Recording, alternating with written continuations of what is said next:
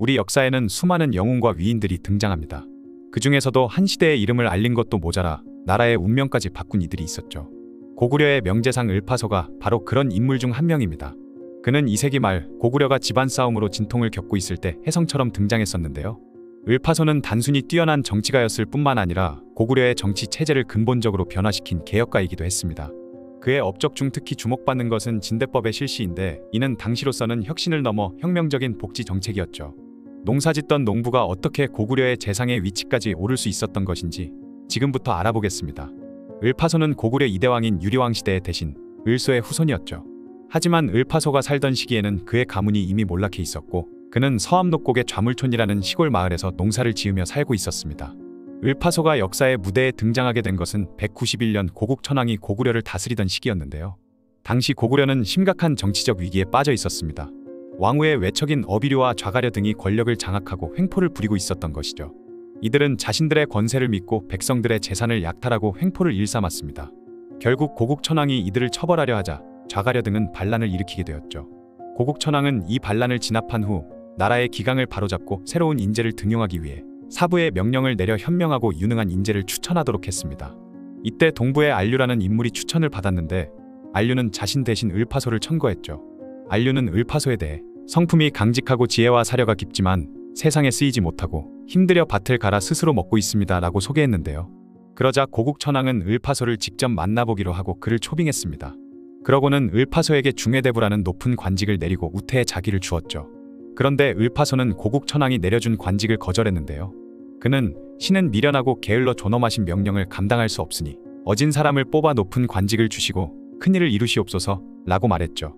시골에서 농사 짓던 농부가 정치를 하면 수많은 귀족들의 반발이 있을 게 뻔했기 때문에 중해대부 정도의 관직으로는 나라의 큰 문제들을 해결하기 어렵다고 판단했던 것입니다. 고국천왕은 을파소의 이러한 속뜻을 간파하고 그를 고구려 최고의 관직인 국상에 임명했죠. 농부 출신인 을파소가 단숨에 고구려 최고위직에 오른 것은 그 당시뿐만 아니라 오늘날에도 매우 파격적인 인사였을 겁니다. 당연히 기존의 귀족들과 신하들은 을파소를 시기하고 반발했죠. 그러나 고국천왕은 국상의 명령을 따르지 않는 자는 멸족할 것이라는 강력한 엄포를 내려 을파소에게 전폭적으로 힘을 실어주었습니다.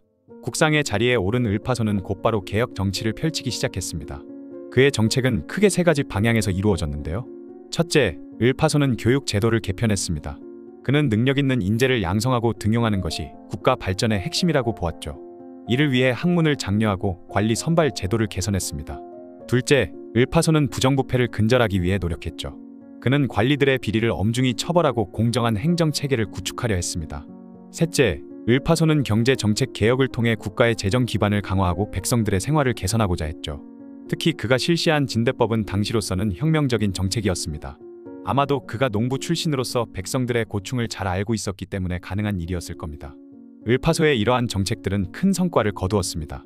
삼국사기에는 을파소가 지성으로 나라를 받들고 정치를 밝히며 상벌을 신중히 하니 인민들이 편안하고 나라 안팎이 무사했다 라고 기록되어 있죠. 을파소의 개혁은 단순히 정책의 변화를 넘어 고구려의 정치 체제 자체를 변화시켰다는 점에서 더욱 중요합니다. 그의 등장 이전 고구려는 여러 귀족 세력들이 힘을 나누어 가지고 있는 체제였는데요. 그러나 을파소의 개혁을 통해 점차 국왕을 중심으로 한 중앙집권적 체제로 변화해 갔습니다. 이는 고구려가 보다 강력한 국가로 발전할 수 있는 토대가 되었죠. 뭐니뭐니 해도 을파소의 업적 중 가장 대단했던 것은 진대법을 실시한 것인데요. 진대법은 춘궁기인 3월부터 7월 사이에 관해서 곡식을 빌려주고 추수 후인 10월에 갚게 하는 그 당시에는 정말 획기적인 제도였죠. 이는 당시 농민들이 겪던 가장 큰 어려움인 봄철 식량 부족 문제를 해결하기 위한 정책이었습니다. 다만 진대법이 실시된 정확한 시기와 을파소의 직접적인 관여 여부에 대해서는 역사적 기록이 명확하지 않다고 하는데요. 그러나 진대법이 시행된 시기가 을파소가 국상으로 활약하던 때와 일치한다는 점, 그리고 을파소가 농부 출신으로서 농민들의 어려움을 잘 알고 있었다는 점 등을 고려할 때 을파소가 이 정책의 수립과 시행에 중요한 역할을 했을 것으로 추정됩니다. 어쨌든 진대법의 실시 덕분에 당시 농민들의 삶이 크게 개선됐습니다.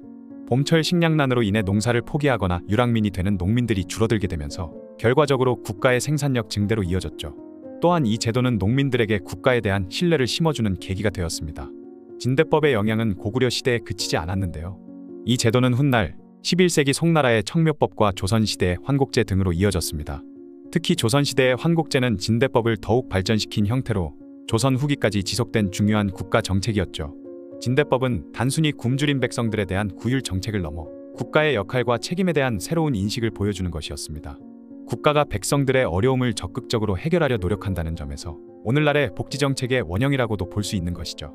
을파소는 구대왕 고국천왕에 이은 산상왕 시기에도 국상으로 지내다가 203년에 세상을 떠났습니다. 삼국사기에는 을파소가 죽으니 백성들이 대단히 슬퍼하며 곡을 했다고 기록되어 있는데요.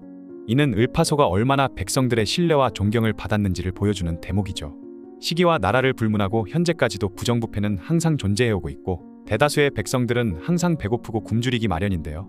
지금으로부터 약 19세기 전에 이미 관직의 귀천을 따지지 않고 오직 능력만 보고 을파소를 국상에 임명한 고국천왕도 대단하고 농부 신분에서 고구려의 명재상이 되어 백성들에게 큰 존경을 받은 을파소 또한 정말 대단합니다.